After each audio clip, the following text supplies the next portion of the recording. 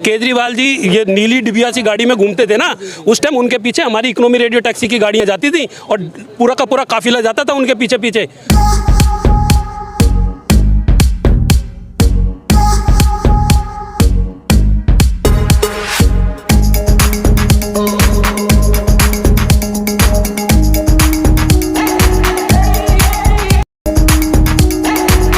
नमस्कार, मेरा नाम नरेश कुमार और आप देख रहे हैं CIB न्यूज़ दिल्ली। दोस्तों, हम आपको बता दें कि आज हम मौजूद हैं द्वारका सेक्टर 12 नई दिल्ली में, जहां पर economy radio taxi driver association के द्वारा यहां पर एक स्टैंड का उद्घाटन किया जा रहा है। जैसे कि हमने पहले भी बताया है कि 2014 में 2014 में economy radio taxi driver association को 400 स्टैंड खोलने की अनुमति दी गई थी। उसी को आगे बढ़ाते हुए इन लोगों ने यहां पर भी आके आज एक ये टैक्सी स्टैंड खोला है और काफ़ी स्टैंड पहले खोल चुके हैं। हम बात करेंगे टैक्सी स्टैंड के अध्यक्ष यहाँ पर मौजूद है। आपका नाम क्या है सर? सूरज कुमार शर्मा।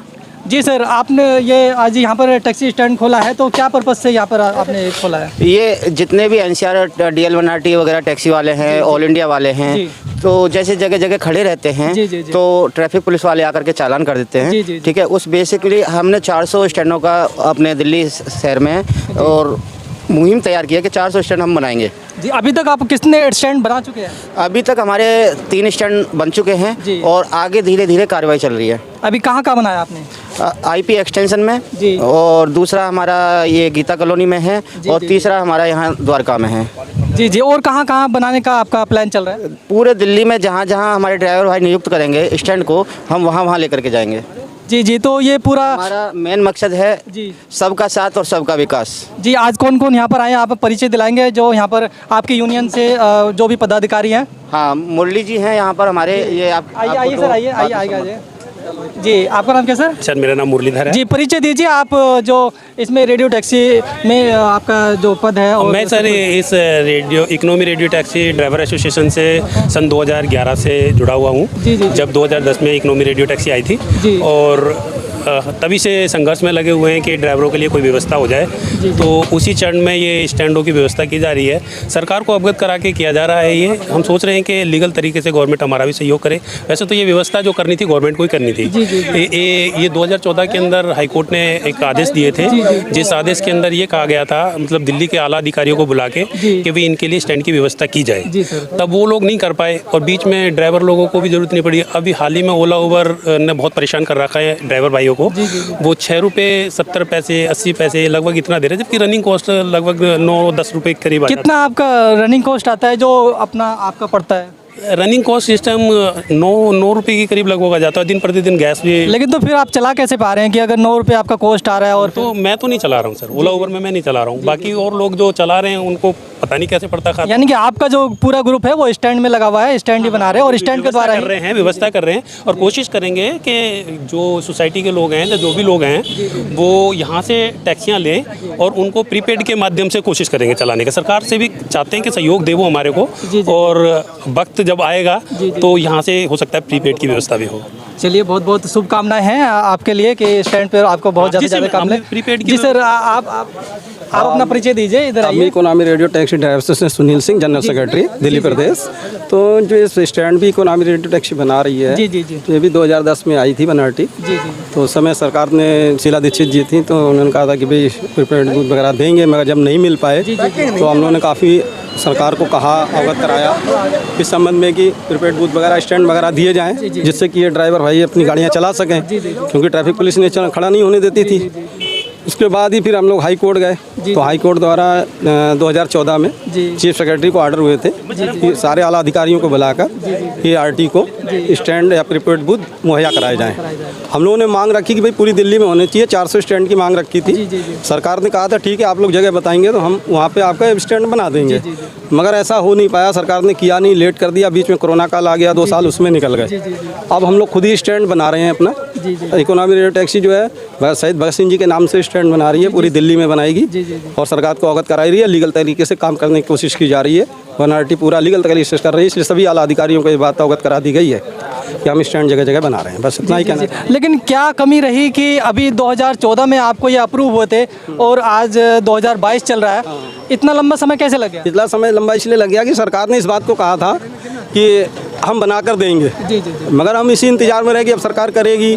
केजरीवाल जी इसमें कई बार मुख्यमंत्री जी दिल्ली सरकार से भी मिले, तो उन्होंने कहा भी करेंगे, आश्वासन दिया, मगर हो नहीं पाया। फिर बीच में कोरोना काल आ गया, इसलिए लेट हो गए। तकरीबन कितने चालक साथी आपके साथ इस मुहिम में शामिल हैं? ये स्टैंड बनाने में तो पूरी दिल्ली से हमारे साथ चालक जुड़े हुए हैं। जी जी और उसी जगह पे हम लोग स्टैंड बना रहे हैं जहाँ चालक हमें कह रहे हैं बनाने के लिए, ड्राइवर भाई, क्योंकि वो वहाँ का उन्हें नियुक्त कर दिया जाता है केयरटेक बना के, जिससे कि वो देख रेख करेंगे वही, और उस एरिया में लोगों को टैक्सी सेवा मुहैया कराएंगे।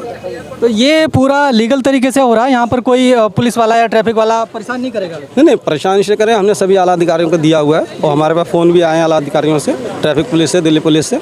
तो इसमें दिल्ली एनसीआर के जितने भी टैक्सी चालक हैं, कोई भी आकर इधर खड़ा हो सकता है? हाँ, जो दिल्ली एनसीआर के जो भी टैक्सी चालक हैं सब हमारे भाई है, सभी खड़े होंगे यहाँ पे। ऐसा यानी कि किसी के लिए मनाही नहीं है कि ये यहाँ पर खड़ा होगा या वो नहीं खड़ा होगा? हाँ, मनाही कोई नहीं है, सभी खड़े होंगे। कोई चार्जेस वगैरह कुछ जो अभी डिसाइड करेंगे, अभी स्टैंड बना रहे हैं, फिर प्रॉपर तरीके से एक रेट। जैसे कोई कमीशन वगैरह होता है, चार्जेस होते हैं? नहीं, कमीशन का भी ऐसा कुछ नहीं है कि प्रॉपर हम एक यहाँ पे लिस्ट बना देंगे कि जिससे कोई भी ड्राइवर जो है उसी लिस्ट के आधार पे सवारी को जो अपना रेट देगा। यानी कि अभी आपकी कोई लिस्ट तैयार नहीं है कि कोई? तो हम स्टैंड पे काम कर रहे हैं, स्टैंड बनाने का, जैसे प्रॉपर हो जाएगा तो हम अपना उसमें कर देंगे। और सरकार से भी और Delhi traffic police joint commissioner से भी रिक्वेस्ट करेंगे कि प्रीपेड बूथ का की एक व्यवस्था कराई जाए, जिससे कि यहाँ प्रीपेड बूथ से ही पर्ची काट के भी जाए, जैसे हर जगह स्टेशनों पे यही हमारी मांग रही है सरकार से 2014 से। हम अपने चालकों को बता दें कि यहाँ पर दिल्ली एनसीआर के जितने भी टैक्सी चालक हैं, कोई भी किसी भी एरिया में हमारा जो ये शहीद भगत सिंह जो टैक्सी स्टैंड रहेगा उस पर आ सकते हैं, खड़े हो सकते हैं और वहाँ से आप सवारी लेकर जा भी सकते हैं।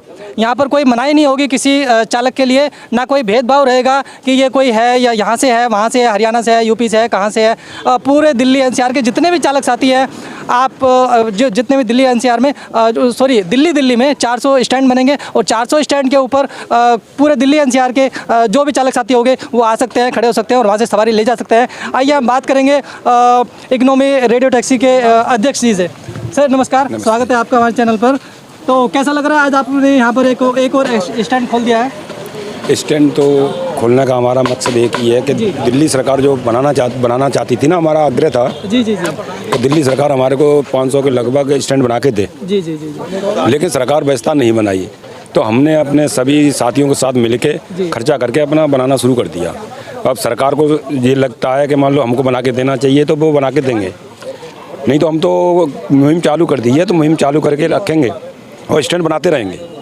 अच्छा, तो आप लोगों ने ठान लिया है, जो आपको परमिशन मिली हुई है उसका पूरा उपयोग किया जाएगा और दिल्ली के अंदर ये 400 स्टैंड बनाकर ही दम लेंगे, पूरे ताकत के साथ लगे हुए हैं। ताकत के साथ लगे गए। तो क्या कहना चाहेंगे आप दिल्ली एनसीआर के चालक साथियों से जो आज यहाँ पर मौजूद हैं भी और जो नहीं भी हैं, उनके लिए क्या कहना चाहेंगे? देखो, हम उनसे ये कहना चाहते हैं कि जैसे कहीं स्टैंड के अलावा कहीं गाड़ी लगाते हैं तो ट्रैफिक वाले परेशान करते हैं, बिल्कुल परेशान करते हैं, तो वहाँ ना लगा के स्टैंडों पर ही गाड़ी लगाए करें। जी जी, और कोई भी यदि कोई भी वहाँ खड़ा होता है टैक्सी ड्राइवर और मना करता है तो हमको इतला दे और हम उसको समझाएंगे कि भाई देखो अपनी गाड़ी है और वो सब लगाइए, मिलजुल के काम करिए। जी जी जी, बात करें यहाँ पर ऐप बेस्ड कंपनियों की, क्योंकि जहाँ तक है कि ऐप बेस्ड कंपनियों से ही परेशान होके आप लोगों ने ये सरकार से गुजारिश की कि हमें ये स्टैंड चाहिए, क्योंकि ऐप बेस्ड कंपनियों में आजकल काम नहीं चल रहा है या आपको वाजिब किराया नहीं मिल पा रहा है। तो आप क्या कहेंगे ऐप बेस्ड कंपनियों से कि वो भी कुछ अपना किराया ठीक करें, ताकि कुछ लोग जो चला रहे हैं उनमें भी चलाते रहें, नहीं तो फिर आप लोगों ने पूरी तैयारी कर ली है, जितने भी एनसीआर के टैक्सी चालक हैं सब लोग 400 स्टैंड में काम करेंगे आने वाले समय में? देखो, हम ऐप बेस्ड जो कंपनियां हैं उनके खिलाफ तो हम बाद में छेड़ेंगे, पहले स्टैंड हम तैयार करेंगे। जी, स्टार्टिंग तो ये उसी मुहिम की है कि अगर पूरे दिल्ली एनसीआर में सारे टैक्सी चालक वहाँ पर आ जाएंगे तो फिर उनमें तो कोई गाड़ी चलाएगा भी नहीं। जब आ जाएंगे हमारे एक प्लेटफार्म पर सभी ड्राइवर भाई होंगे तो हमें ऐप बेस्ड जो कंपनियां उनको हम ज़रूरत नहीं पड़ेगी, और ज़रूरत पड़ेगी भी तो हमारे तरीके से चलेंगे। जी, तो अपने चालक साथियों को बता दो कि यहाँ पर आपका कोई अभी फ़िलहाल चार्जेस नहीं है और आने वाले समय में अगर कोई चार्जेस होंगे तो वो आगे आप बताएंगे। देखो, स्टैंड का कोई चार्ज नहीं होता।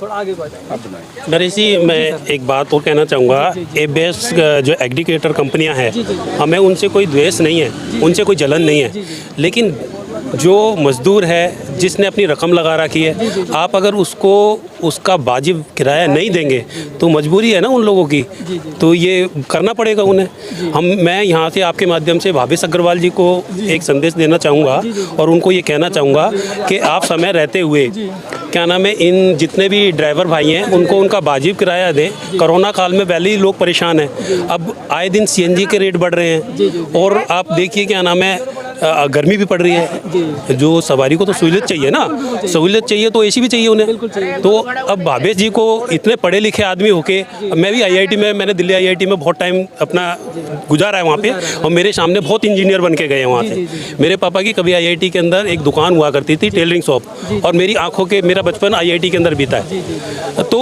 उनको भावेश जी को चाहिए कि वो सिर्फ अपना ही क्यों सोचते हैं, उनको ये सोचना चाहिए कि मेरा वर्कर, अब वर्कर समझ लो, पार्टनर समझ लो, आप उनका भी भला करें ना। तो पार्टनर ही बोलते हैं ना, आप तो पार्टनर। तो गलत कहते हैं ना, अगर पार्टनर हैं तो क्या नाम है, आप मलाई खाएंगे और क्या नाम है आपका दूसरा पार्टनर सूखी रोटी खाएगा, तो ये कहाँ का तरीका है? मतलब कहने के लिए पार्टनर है, बाकी पार्टनर जैसी कोई चीज़ नहीं है। नहीं, ऐसा कुछ नहीं है सर। ऐसा भावेश अग्रवाल जी को मैं बार बार रिक्वेस्ट करता हूँ यहाँ से, ये आपके चैनल के माध्यम से, भावेश अग्रवाल जी भी ध्यान दें इस तरफ कि उनकी कंपनी चलती रहे। कोई ड्राइवर ना अगर उसको पेट भरा हुआ होगा ना तो वो उस कंपनी को और आगे ले जाएगा, ये नहीं कि कंपनी को डुबोएगा वो। आपको चाहिए क्या नाम है, ड्राइवर को क्या नाम है, जो जायज़ वाजिब किराया है उसका मिले। 12.5 रुपये तो वैसे ही कम है और आप उसको भी कम कर रहे हो, ये क्या तरीका है? अभी तो जो चालक साथी बता रहे हैं वो 6 रुपये 70 पैसे कुछ मिल रहा है। गलत हो रहा है ना सर उनके साथ। 20 मैं आपके चैनल के माध्यम से, अगर केजरीवाल जी भी अगर कहीं सुन रहे हो, तो मैं अन्ना हजारे साहब के आंदोलन से भी जुड़ा हुआ था और केजरीवाल जी को भी हमने बहुत सपोर्ट किया है, पैसे से भी लेके और अपने शरीर से भी लेके। जब केजरीवाल जी ये नीली डिबिया सी गाड़ी में घूमते थे ना, उस टाइम उनके पीछे हमारी इकोनॉमी रेडियो टैक्सी की गाड़ियां जाती थी और पूरा का पूरा काफिला जाता था उनके पीछे पीछे।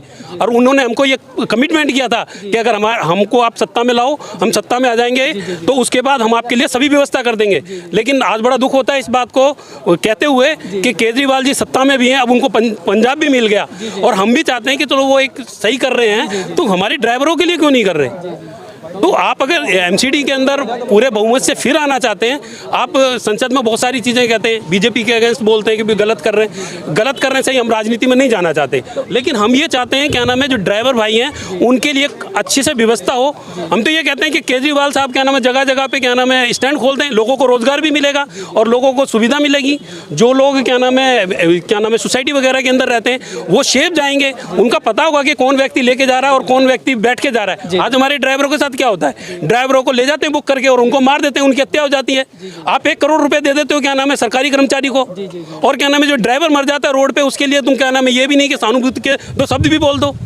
आप एक तरफ तो भाई कहते हो, अपना परिवार कहते हो ड्राइवर को, दूसरी तरफ क्या नाम है आप इनके लिए कुछ नहीं सुनते।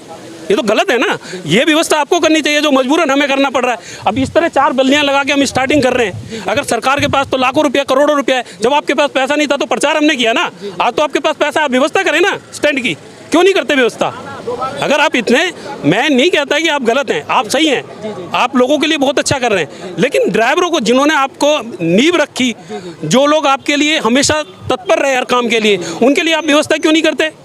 ये आपने आपको रिटर्न में देना चाहिए उनको शायद कि वो कुछ करे। सर लिख के बहुत परेशान हो गए हमने। ये आप देखो ना 2014 का आपके हाथ में चीफ सेक्रेटरी लेवल पे मीटिंग हुई है, 14 का ये तो शीला दीक्षित जी के टाइम का है। जब ये काम नहीं हुआ था शीला दीक्षित जी के टाइम में, तभी तो हम केजरीवाल जी के पीछे पीछे लगे थे और उन्होंने कहा आप हमें जिता दीजिए, हमारी सरकार बना दीजिए, हम व्यवस्था कर दे। कहाँ हुई व्यवस्था? अभी जिता भी दिया और वो मुख्यमंत्री भी हैं। और तो अब वो मैं उनको हाथ जोड़ के विनती करता हूँ, इस टाइम ड्राइवर बहुत परेशान है और सीएनजी के रेट दिन प्रतिदिन बढ़ते जा रहे हैं, इनका किराया इंक्रीज करके इनके लिए एक ठीक सी व्यवस्था कर दें जिससे ये आपके वोटर आपके साथ जुड़े रहें। बस यही कहना चाहूँगा, धन्यवाद।